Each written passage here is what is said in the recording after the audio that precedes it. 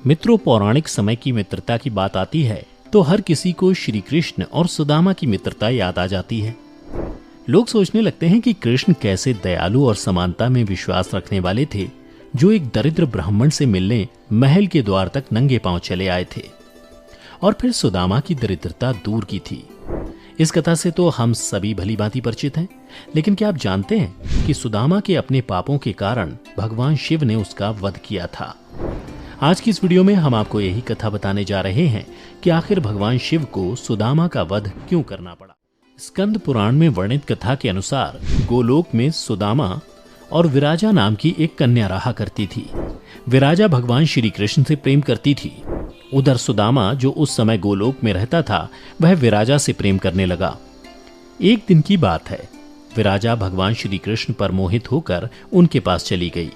उसी समय राधा भी वहां आ गई और जब उसने विराजा तथा भगवान श्री कृष्ण को एक साथ देखा तो क्रोध में उन्होंने विराजा को श्राप दे दिया कि वह गोलोक से पृथ्वीलोक में निवास करेगी। इधर सुदामा ने भी राधा को श्राप दे दिया।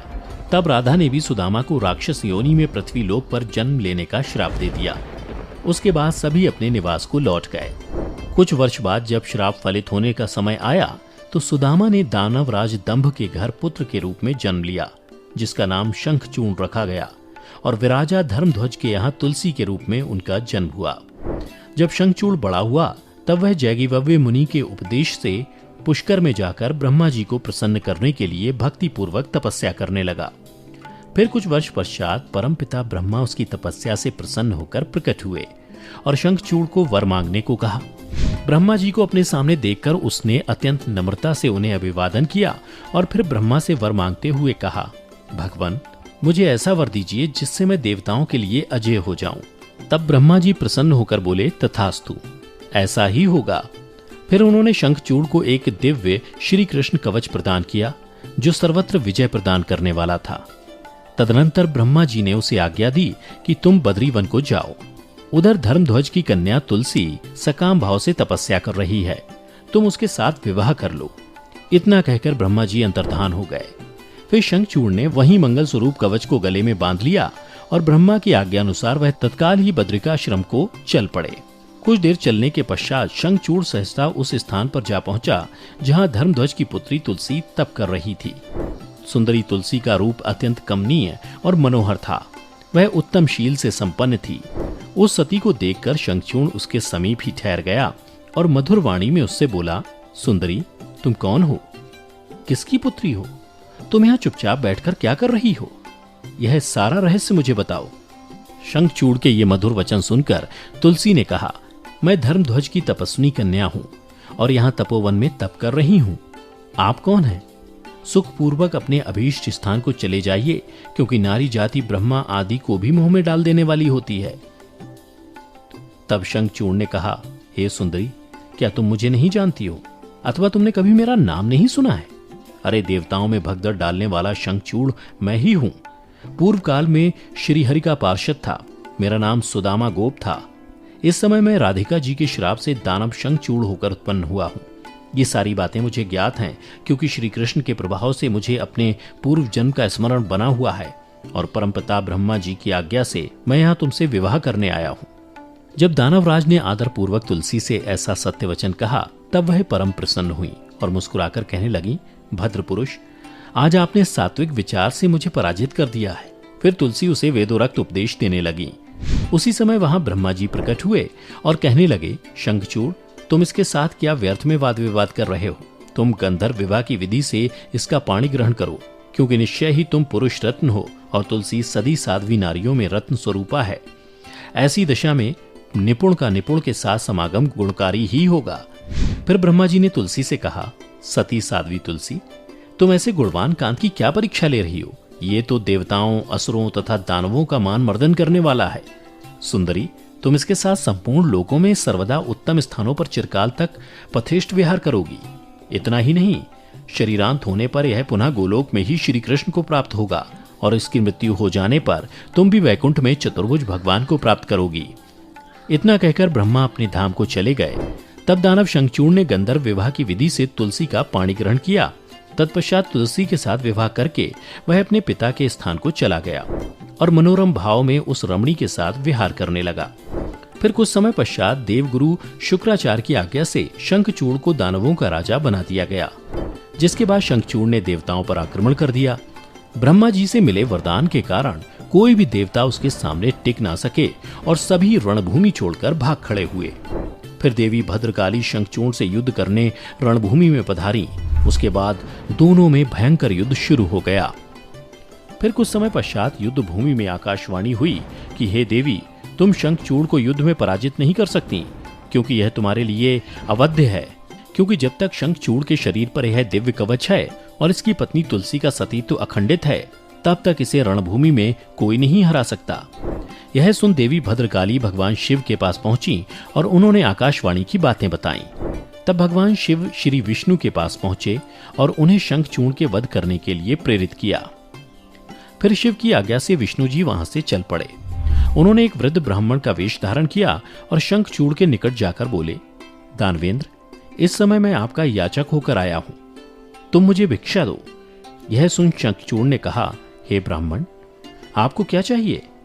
तब ब्राह्मण रूपी विष्णु जी बोले, दानवेंद्र, तुम मुझे पहले ये वचन दो कि मैं जो तुमसे मांगूंगा उसे देना तुम स्वीकार करोगे। यह सुन शंखचूड़ ने ओम के उच्चारण के साथ वचन स्वीकार कर लिया। तब भगवान विष्णु रूपी ब्राह्मण ने छल पूर्वक कहा, मैं तुम्हारा कवच चाहता हूं।